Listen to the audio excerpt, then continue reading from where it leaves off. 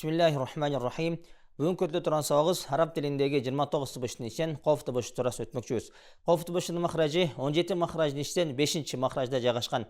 Эми қоф тұбышының махражын айтудан мурда қоф тұбышының махражы кайсыл сүйлөө органда жайгашкан ошого токтоп кете туран болсок, буга чейинки сабактарда айтылып барыбызга маалым болгондой эле 17 махраж адам баласынын 5 негизги сүйлөө органда жайгашкан.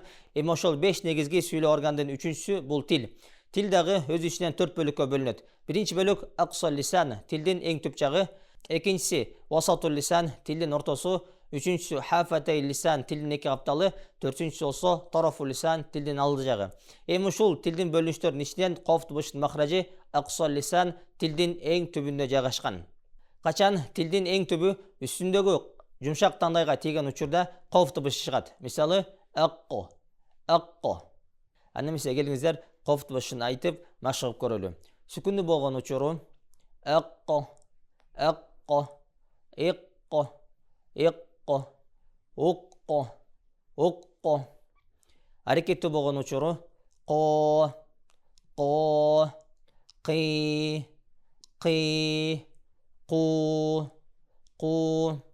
Сөз ичинде сүкүндүү болуп келген учуру бираббил фалак, бираббил фалак, иқра бисми, иқра бисми, лақад халақнал инсан, лақад халақнал инсан. Сөз ичинде аракеттүү болуп келген учуру кул аузу, фи лейлатил қадр, фи лейлатил қадр, ал-қариа, ал-қариа.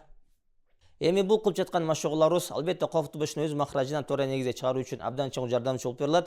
Мына ошондуктан урматтуу туугандар, сабакка катышып бүткөндөн кийин да бош учурларда коф тұбышын өз махражынан туура негизде чыгаруу үчүн машыгууңуздарды сунуш кылабыз.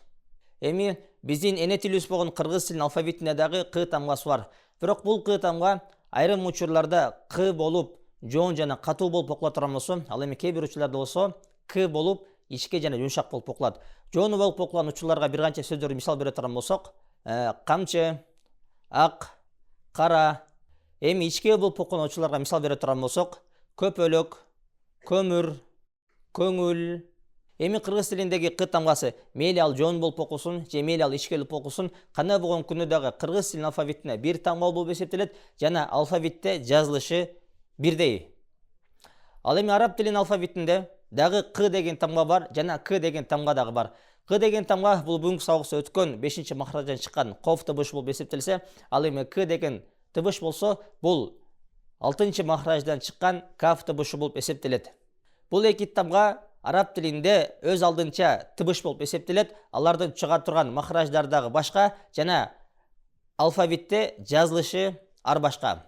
Мисалы турган болсок, коф тұбышы өзүңүздөр экранда көрүп тургандай ушундай сүрөттө жазыла турган болсо, ал эми каф тыбышы болсо мындай сүрөттө жазылат.